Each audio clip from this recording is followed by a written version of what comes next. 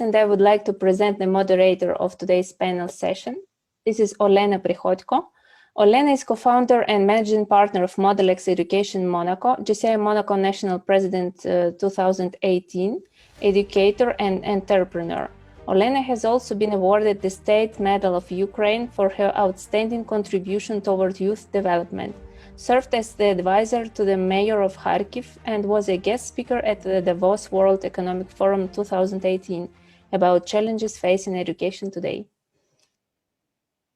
Olena will be happy to present the speakers, and Olena, the stage is yours. Hello, thank you for the presentation. Can everybody hear me? Is the connection okay? Okay, perfect. So good afternoon, everybody, and welcome to our panel discussion at the JCI Euro-Asian Conference. I'm delighted to be part of this project launched by JCI Russia, and I would like to thank the organizers as well as the sponsors for showing incredible agility and professionalism in launching this event online, uniting our two continents. So the focus today is to discuss current educational trends, look into the growth in the edtech industry, and talk about how edtech products can expand on international markets. We will also take a deeper dive into a very important and a more global issue, how, according to our speaker's vision, the traditional school education has shifted and accelerated due to the pandemics. We will also talk about how to make education more accessible and ensure that students from less privileged areas or areas without good internet connection can access quality education. Being from educational background myself, my business operates in premium sector for the moment. Our group of companies runs a company in the Principality of Monaco, as well as tutoring and consulting firms in London that work with families around the world. And since the pandemic has started, we have witnessed two very important and quite contradictory trends. So the first one is the widespread digitalization of education. Essentially, there was a quote that I found recently: many classroom doors have closed, but investors' checkbooks have remained open. 20% of all VC funding in the first quarter of 2020 has been invested into edtech products, with major players emerging in India and also the US markets. One of the major reasons for edtech firms recording a 7-time spike in fundraising is the greater use and adoption of online learning due to the restrictions on the opening of schools and educational institutions. The second trend is lack of access to quality education by students living in remote or underprivileged areas. Most recent OECD data shows that 92.9% of German households have access to PC, compared to 50% in Turkey and 41% in Colombia, for example. So, for example, in our business, since May, we have been focusing on digitalizing the processes and preparing to offer our services to more mass markets and more remote locations in order to be able to provide quality education to students all over the world. So the important question that many governments are asking themselves is how to address this gap and find solutions to access quality education in remote areas. In the Philippines, for example, President Duterte announced that nobody goes back to school until September 21. And how this is going to affect the students in remote areas that don't have a computer. Are they going to be learning on their mobile phones like in India, or follow televised lectures and in my native Ukraine or Russia? Let's not forget that 1 year of curriculum is fundamental to many students, especially primary ones that are aged between 8 to 11 years old. This is where all the literacy and numeracy basics are being put in place. The other consideration are students with the special education needs, of course. So all of these questions I will be asking our speakers today, and what are the solutions that are proposed by the schools and edtechs to be able to cater to those students as well. I know that many of our participants that are watching us now are both entrepreneurs and parents. So this panel discussion is both focused on providing concrete solutions and tips for entrepreneurs and the parents. So in that case, without further ado, let's move on to our speakers. So we have 1 hour together, which has been eaten by my 5 minutes intro. So let's get started, and I'm delighted to present our first speaker. Пожалуйста, включите нам презентацию первого спикера.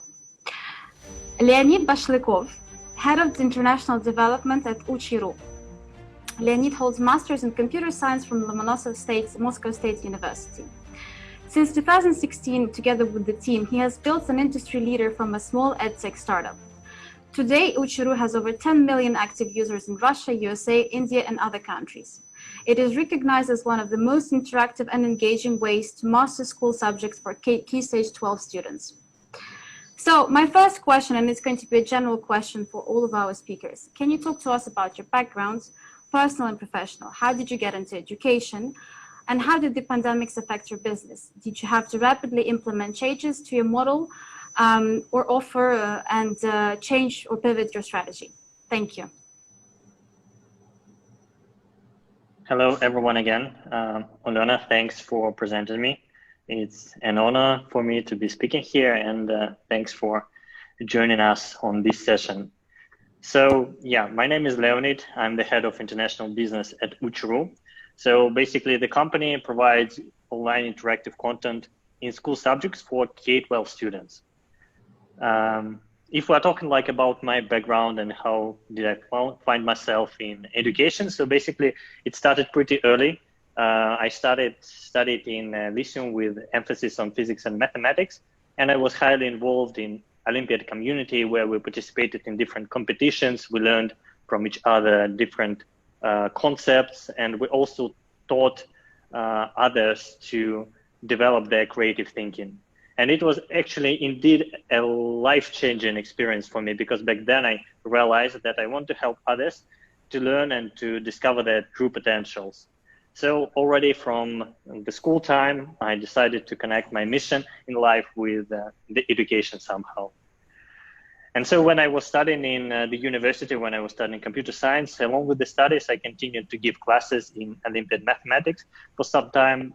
But then I started working pretty early, and so I paused my teaching activities and focused myself on the job.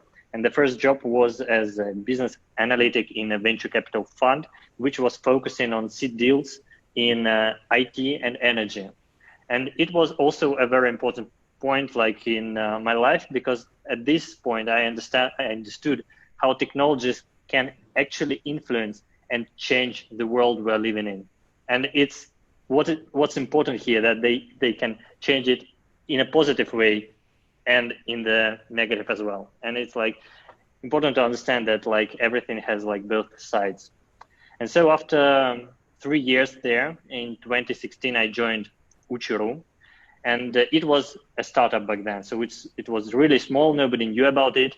And actually it was launched just a couple of years before that, in 2012, by two alumni of Moscow Institute of Physics and Technology, Ivan Kolomoets and Evgeny Milutin, who were really passionate about making some positive changes in school education system. And so their idea was to present a new kind of a product to the market, an edutainment product, which is for education and entertainment, which will really help kids to master school subjects and understand the core concepts. And the core problem that they found back then, and which we still believe in, that students don't have motivation to study, so they have a lack of motivation. And another thing is that there is a total absence of personalized approach right now in our educational system. I guess that all of you as well remember these problems when you didn't have enough motivation in school time or in university to really sit and study some routine subjects, and the teacher didn't give you enough of personalization to encourage you to study these subjects. So based on this, there are 3 key ideas in all of UCHI products that we present to the market. So first of all, it's personalized approach to every student, so that every student has his own learning trajectory based on his capabilities, on his speed of learning. The second is learning by practice. So we encourage students not to memorize materials, but actually to practice and to understand the concepts by doing some life-related tasks. And the third important point that we ensure in our products is the gamification, which helps kids to get motivation and which encourages them to stay longer with the education materials. So today, UCHI has over 10 million active users in Russia, United States, India, and other countries. And for example, in Russia, every second student uses our platform to master school subjects. We had a lot of challenges on our way, and well, now it's something as a matter of course that digital solutions are used actively in schools. But some 5 years ago, it was actually a huge problem. We faced a lot of problems when trying to bring digital products to schools. But finally, we did it, and so now we have a leading position in Russia. And basically now our goal is to scale our best practices and share them with educators and students worldwide. And for this reason, every year we launch an international non-profit initiative, which is called BRICS Math competition. It's like an online Olympiad for out-of-box thinking in mathematics. So the idea of this competition is to expose the students to a new type of engaging and interesting tasks, arouse their interest in creative thinking, and introduce them to international Olympiad community. So this is again a free initiative that we promote in 7 countries around the world, and it is supported by governments and ministries of education in Russia, China, Brazil, India, and other countries. And it's actually becoming very popular, and we are kind of happy that a lot of people share our views and values, and we are very encouraged to move this initiative forward. So last year, more than 1.5 million students participated in this initiative worldwide. So it's something that actually has never happened before, like an initiative for 7 countries and like 1.5 million students participating in something that unites them, and they can like solve the tasks along with the peers from another continent.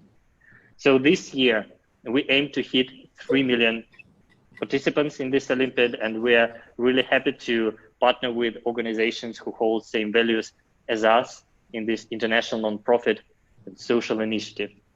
So if you have any ideas in mind on this topic, please contact me. I'll be glad to talk to you regarding this initiative. And talking about the question that Alena gave about how the pandemic influenced the education sphere. Well, for sure, everyone understands that it was like a huge challenge for education system in general and for education companies as well. So in Russia, for example, we had a huge problem that our traffic rose by 8 times in this period. And it was something that our infrastructure, for example, wasn't like ready for. And so our team had to work day and night to ensure that all the students in Russia can have the access to our platform and actually continue learning with our products. In other countries, we for sure also faced a lot of challenges. And the thing about, like, for example, developing countries, that in many of them at this point, digital solutions are not that popular. And so kids don't really have opportunities to continue studies during the pandemic. Besides that, we shouldn't forget that in many countries, there is a problem with quality of education for teachers. And so teachers also have like something that limits the kids' development.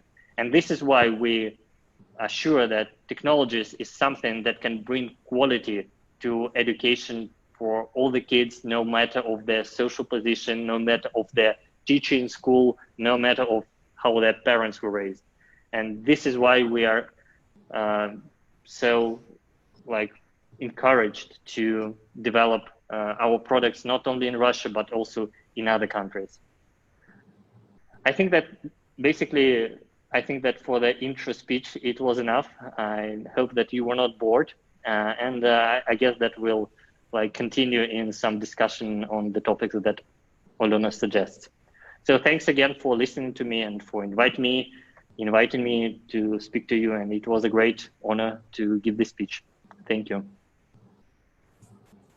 Thank you, Leonid. And indeed, I think the note that I took is that question of motivation, I think, is question of purpose. Lots of kids, lots of students, they need to feel the purpose. And nowadays, when everything is accelerating and students have access to a lot of information. One of the biggest challenges is for them to find their real purpose. So I hope that I can see that UCHI is one of the main purposes of the company is to give purpose to the students through the Olympiads, for example. Thank you for this introduction. And now we're moving on to our second speaker. So, администратор, пожалуйста, сделайте презентацию второго спикера. Okay, so Reynold Dumalte, life dedicated to education, as teacher first as an also headmaster of secondary schools during the second part of his professional career, and also has 44 years of intense commitment to JCI at all levels.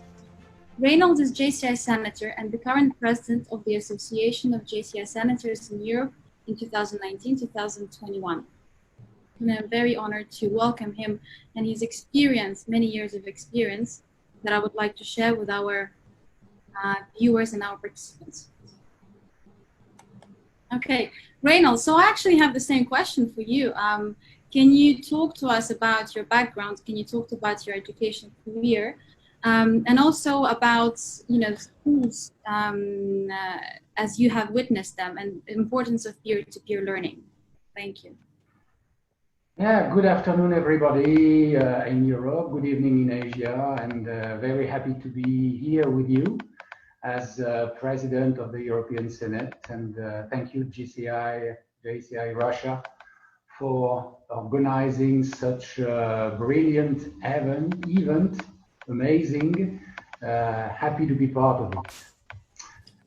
Regarding school, since I remember I was a kid, I always said I want to be a teacher. So years passed, and finally I became a teacher when I was 21.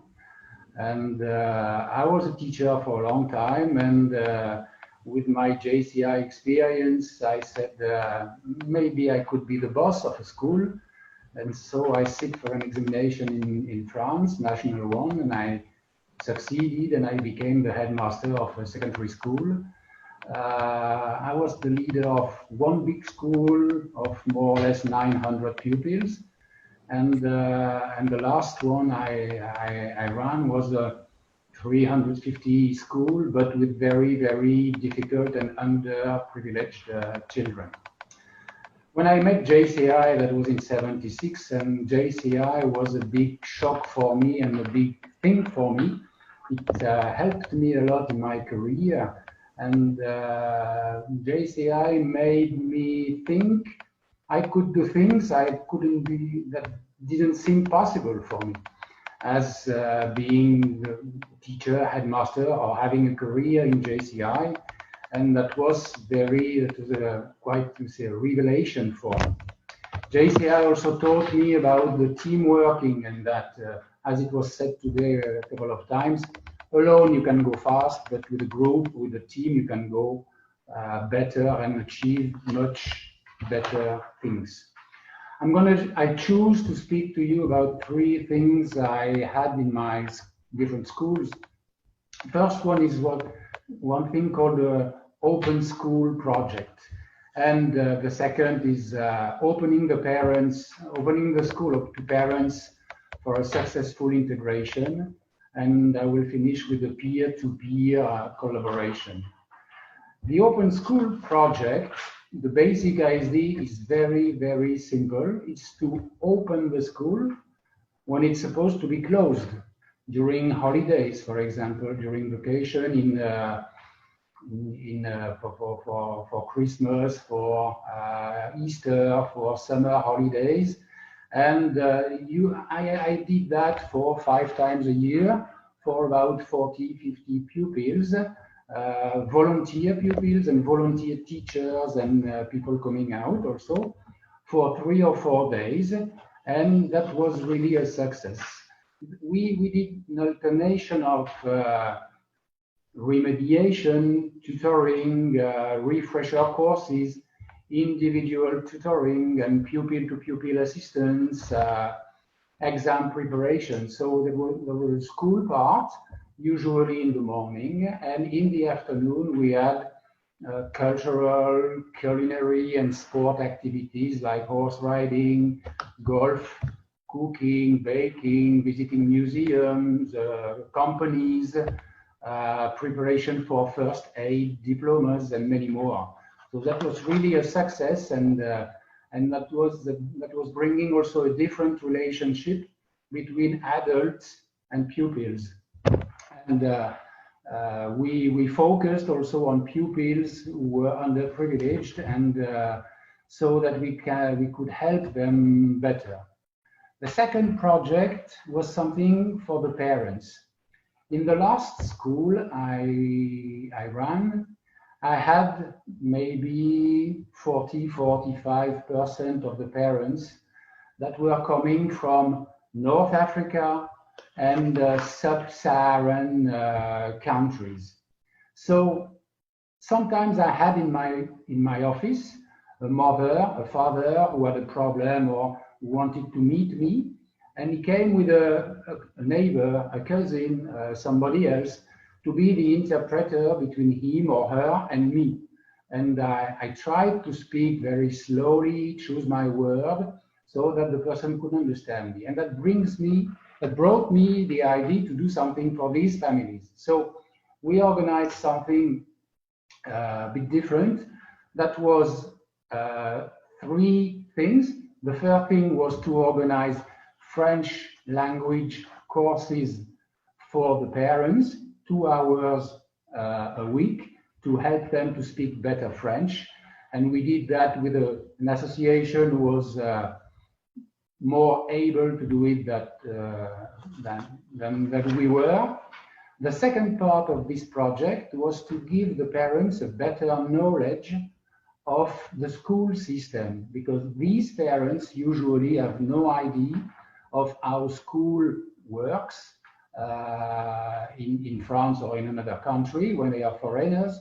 So I took them to visit different kind of schools, secondary schools, high school, university, business school. So the parents came to visit places they would have no chance to visit any time. And the third aspect of the project was to give the parents a better knowledge of the French institutions. So we took them to the city town hall, to the regional prefecture, to the departmental council, to the regional council. And that was a surprise for the parents, and they were very happy because it was unexpected for them to visit such places.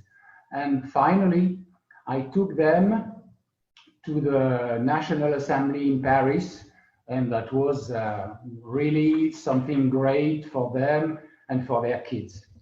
We had a group of more or less 30–35 parents, mostly mothers, because they are more free than their husbands.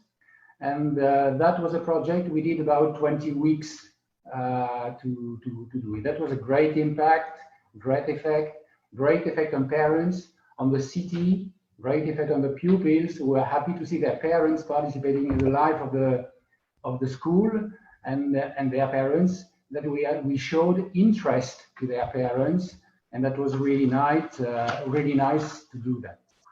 The third aspect was peer-to-peer collaboration. We did that in our school between pupils, older and younger pupils together, but we did that also, for example, our pupils, I had a secondary school, our pupils going to primary schools with little kids, helping them, discussing with them, and they have the same word, they can understand better each other.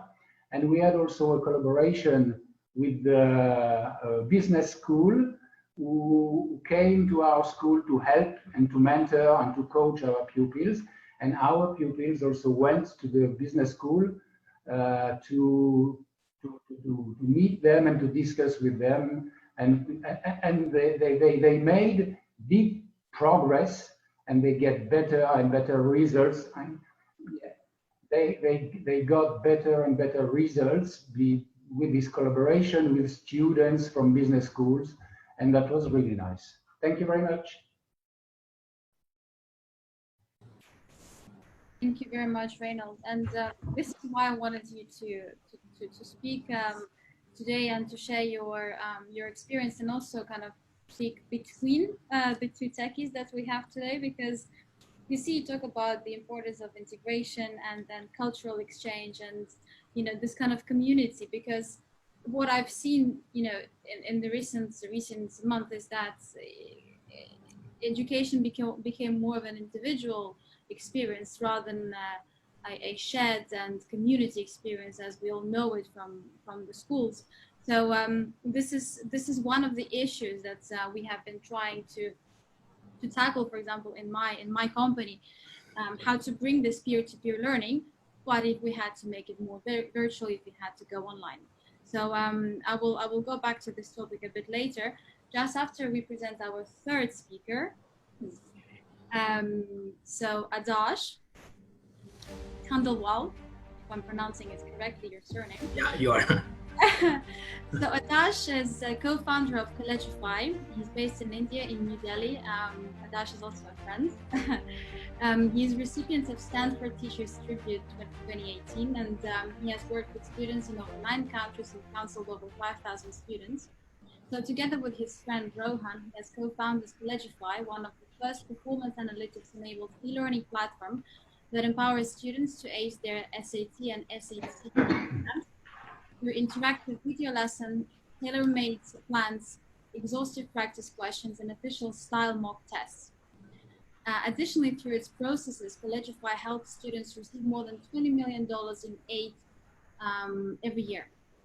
And I must say that we have been to, with my colleagues, we went to India, we've met Adarsh and the team, we've seen the techies in Calcutta, and I think you've done an amazing job digitalizing your product, because you started from a center like we have. So yeah, Adarsh, welcome. Thank you for participating in the panel today. Please, can you talk to us about COLLEGIFY? Can you talk about the recent news? What happened with you guys since the pandemics? Also, maybe a couple of words about it. We have some people that don't know about Google Hands. Thank you. Right. Thank you, Olena, and thank you. Sorry. Yeah. Perfect. Okay. Okay. Thank you, Olena, and thank you, JCI. I think we are living in a new world. So, yeah, I mean, pandemics have happened before. Oxford University, Harvard University, they've come through various pandemics earlier. So I think they are all doing okay. And so will we, right? So talking about COLLEGIFY, talking about my background. So it is a humble start where, you know, we identified an opportunity in the higher college counseling space. So when I was in high school, college, and I was exploring my journey, you know, I was unable to figure out or get, you know, unbiased opinion, unbiased counseling about how to get into a successful college. And, you know, with the admission percentage and the, you know, the competitiveness increasing year after year, it was just getting difficult. So yeah, I mean, we started out from a garage back in the days with my friend from college, and there's been no looking back. Today, we've helped more than 5,000 students to getting, you know, to get admissions with Ivy League institutions, Oxbridge, top European institutions, and the whole myth that you know, abroad education is only for the rich was the problem with COLLEGIFY solved, because each year we've got approximately $3 to $4 million in aid. I recently got a Stanford teacher tribute for exceptional teaching in 2018, and we have sort of, you know, taken the opportunity of leveraging technology very heavily from the start. So we are one of the first analytics platform which uses data analytics and machine learning to make your learning more you know, powerful. So SAT, ACT is what we've started with, and the focus is to sort of now cater to more than 30 to 40,000 students, which we've been sort of working with in the last few months, especially with the pandemic, and with the overall essence of bridging the gap between, you know, the education and the knowledge. COLLEGIFY sort of successfully been able to cater to a large number of students, right, in the ecosystem. So yeah, that is where we are in terms of the element. And yeah, I mean, my family, from the background point of view, they thought, you know, when I told them that I want to become a coach, I want to become a teacher, tutor, and counselor. So, you know, they were amazed that, hey, you know, are you sure? Because I don't think coaches in India make a lot of money. So, and today COLLEGIFY is a well-recognized name, not only in India. We are working with, you know, parents and families in Asia, as well as in the US, and leveraging technology primarily to make learning more powerful. The focus, EdTech, I think overall had a only element of video learning. So we have used AI as well as machine learning to make sure that it needs and caters to each and every individual requirement.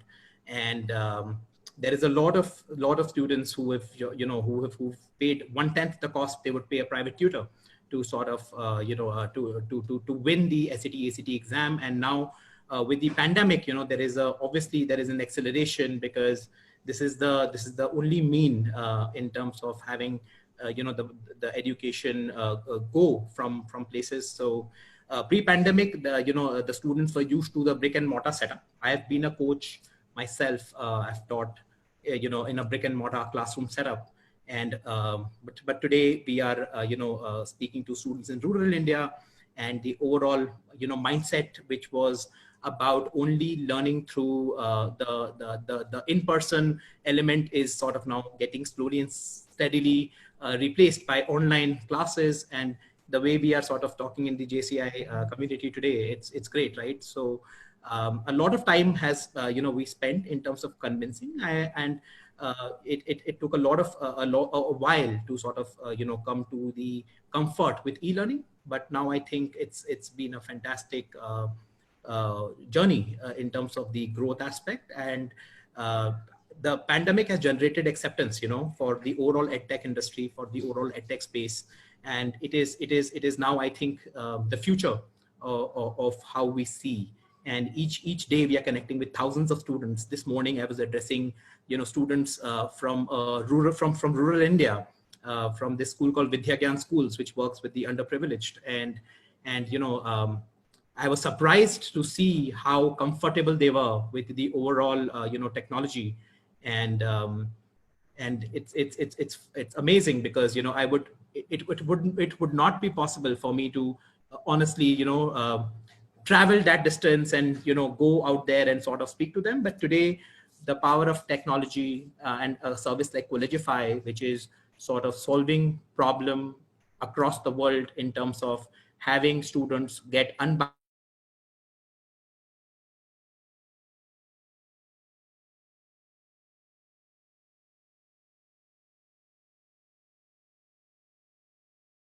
in this ecosystem.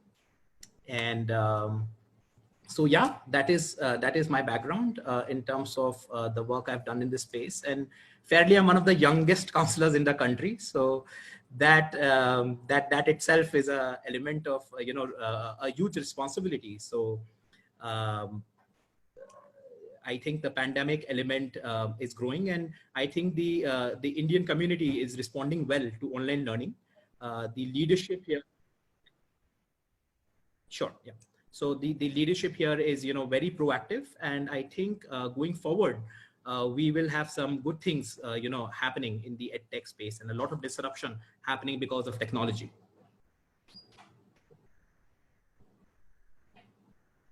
Thank you, Adarsh, for your for talking about COLLEGIFY and also mentioning how actually edtech has given equal access to students in India, to, for example, financial aids or preparation for the exams to get into higher institutions.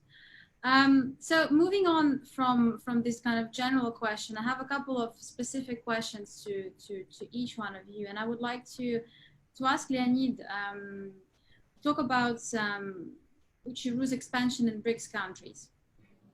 And yeah, because that's, as you said, back in the day, the founders started developing the products in Kharkiv, my native city, and now you have, as you said, more than 10 million students. You operate in China, India, Brazil. How is UCHI successful in those countries? How different is the customer behavior to the Russian market? And also maybe a couple of points about what are your suggestions for an edtech startup that wants to expand into foreign markets. I probably would give you 3 minutes for that.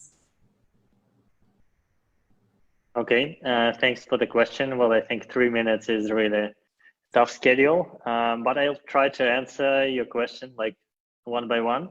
So regarding our success in foreign countries, so basically we are not huge worldwide. So our main like audience is still in Russia, but we're working hard to increase our numbers in the United States, India, and Indonesia. And like right now, we have very good results in the United States and in India, for example. And in different countries, we face different problems.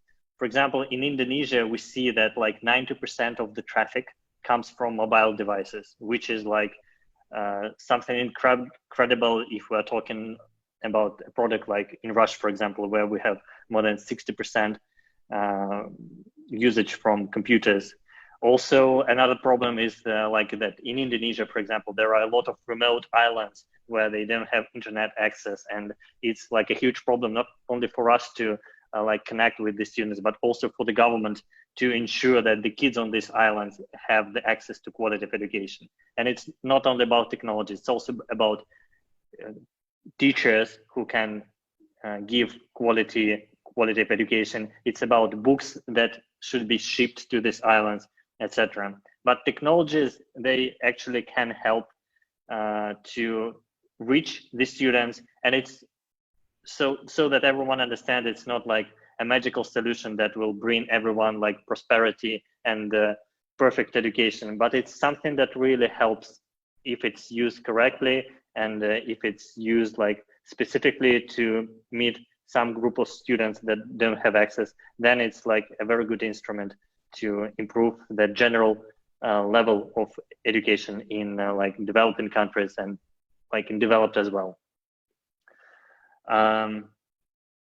So yeah, I think that's the answer. I think that there was some second part of the question. I may have skipped it. Yeah, the second part was about, I was wondering about new markets. So essentially, I have seen one of your articles that you wrote about tips to entrepreneurs about taking their edtech project from kind of national level to more international. So that's quite an interesting point as well for us. Mm-hmm. Okay, well, this is a huge topic for discussion, but the key idea that I want to share with you is that basically going to the new market with the product that you already have is basically similar to launching a new product on the market. So even though you have experience on your local market with your product, when you bring it to the new market, it's like a whole new world, and you have to approach it as a task where you have to bring a new product to a new market.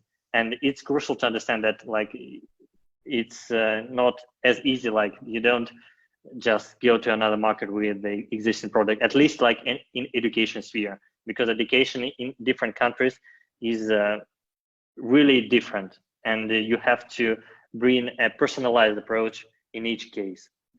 And another thing that I noticed, like on experience of our company, so the company should really take a strategic decision that it wants to go abroad, because if it's just like, you know, a second or like a third or like fifth priority for the company to go abroad, then it's like most probably it won't succeed.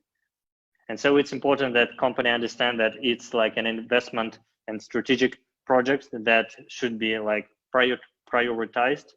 And only in this case, and with a lot of efforts, a lot of resources taken in this direction, the company can have good results in this work.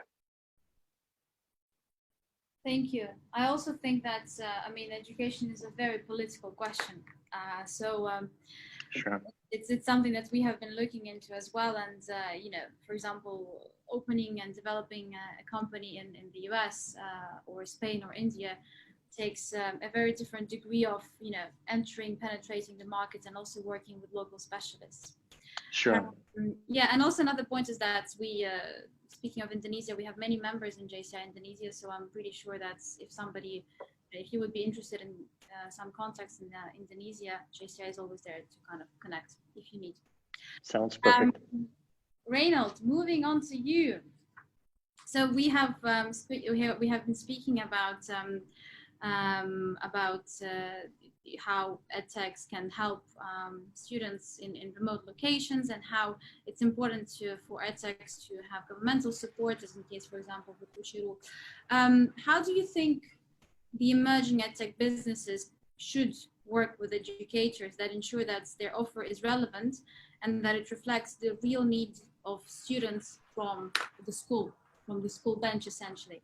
Because we have seen many times that there are companies where, you know, the founders might not be from educational backgrounds, and they kind of go un peu à côté de la plaque, as we say in French. So how would you advise edtechs to collaborate with educators? For educators, as we prepare, I think educators, I had to select some answers. Educators, I think, must push the pupils, because underprivileged children usually don't think they are able to make some kind of studies, and they have low ambitions. So I think educators should encourage underprivileged children to have more ambition in their career. They must also put emphasis on cultural and sport activities, because that brings a lot of confidence, and that brings a lot of to develop strategies, to anticipate tasks, and that's good for the pupils. Educators must give also more ambitions to, I was speaking of children, but I will focus also on girls, because in a lot of countries, girls are not on the front line, and girls can do as well, if not better, and even better as boys, if they believe in themselves and their abilities. We must also, as I said previously, help the parents to understand how school works, and give them the codes to understand and help better their children. Educators must also personalize the teaching, because if you give the same teaching to a group of 30 pupils, that's not the best solution. Maybe you have a part of the teaching for everybody, and then you must adapt to all the teachers. We were speaking also about governments. In governments, most of the governments gives a lot of money to education, but it doesn't work, and as it's not as successful as it should be. Sometimes you have governments give money to schools, or region give money to school. You can buy a lot of things, but you can buy a lot of modern equipments, the last technologies. But the problem is the training of the children, of the educators, because if you have something really new and you don't know how to let that work correctly, it's a problem. And finally, I think for most of the government, education should be the priority #1, because children are our future. Regarding companies also, some companies do a lot for their employees. They care a lot, they do day nursery, childcare, homework. I had an example in the company not far from where I live. During the pandemic, the company had a lot of adults who were not in the company, because their child during the pandemic had to stay at home, and they had to keep the child. So the company had space, and they opened a sort of classroom and a place to welcome the children during the day. Parents came with their children in the company.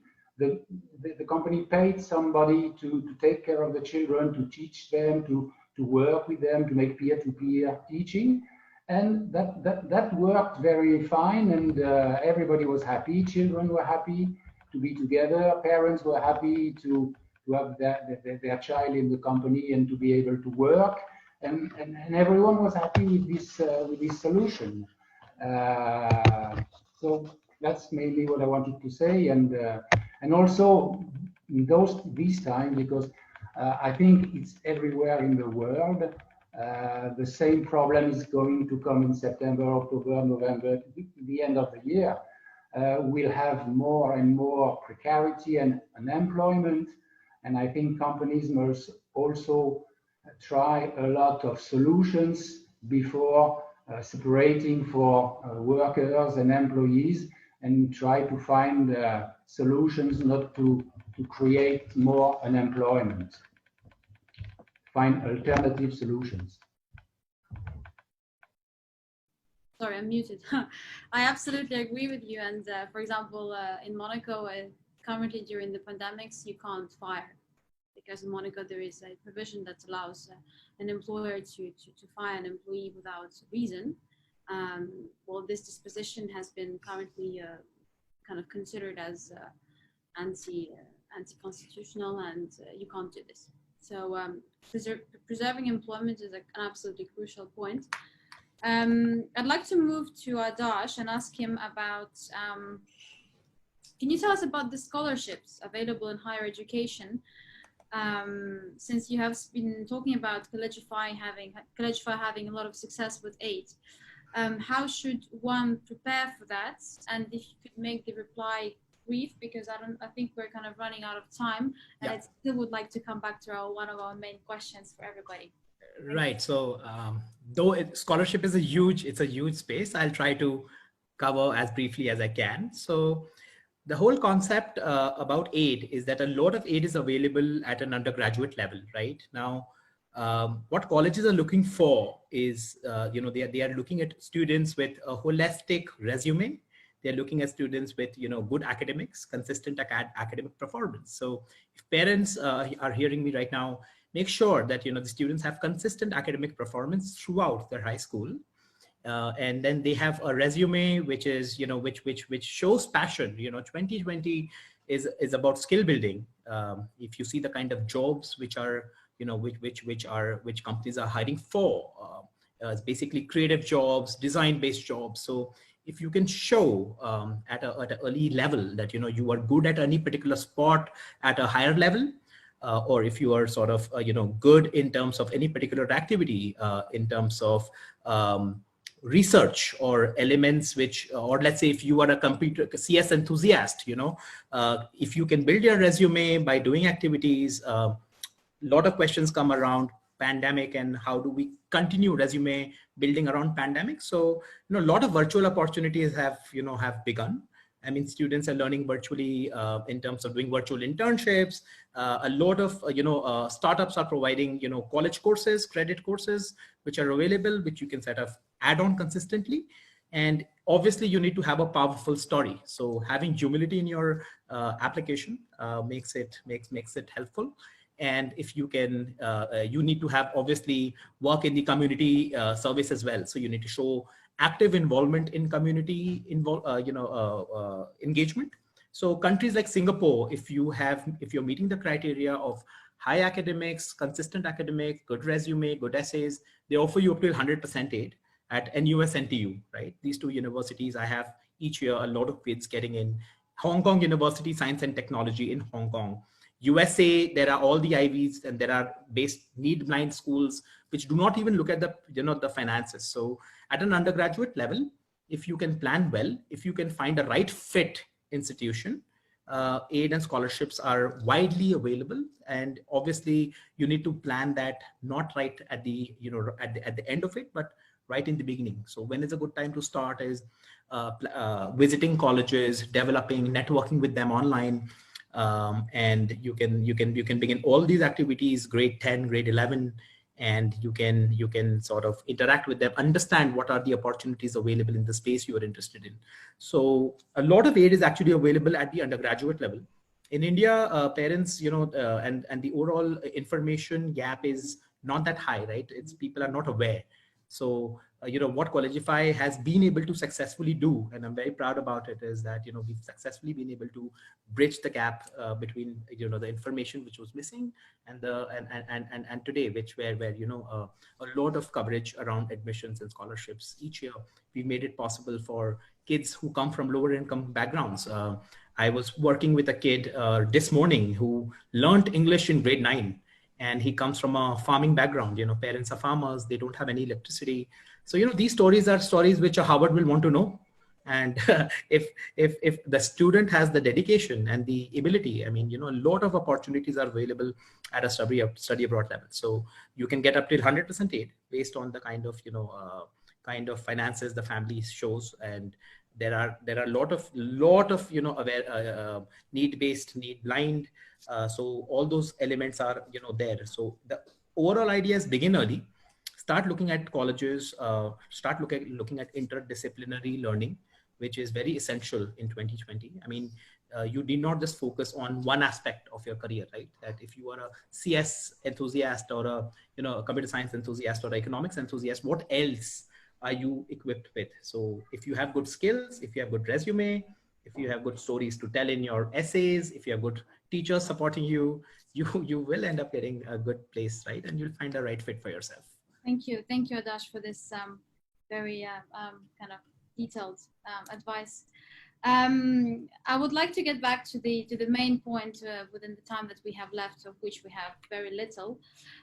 So one of the first questions that I have addressed was how can business leaders address the gap in education? And if we were to face more lockdowns in the future, which is a high possibility, how do you think, what could be the solutions to ensure that the quality education is provided to students in remote areas and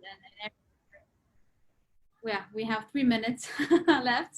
So if I could get like maybe a brief, short reply from each of you, starting from Leonid, please.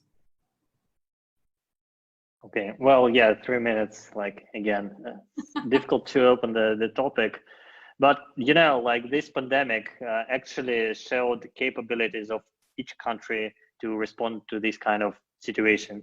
For example, in China, just like a couple months from the beginning, they launched a national online platform for studying like school subjects. And it really helped them, and that ensured that like all the students in China had access to education while sitting at home. And like the same is possible in other countries, like each country can find the ways to approach the students. It's just the matter of dedication, I guess. And this kind of experience like pandemic teaches us and like improves the educational system in general, in my opinion. Thank you. That was brief. Reynold, would you like to add anything?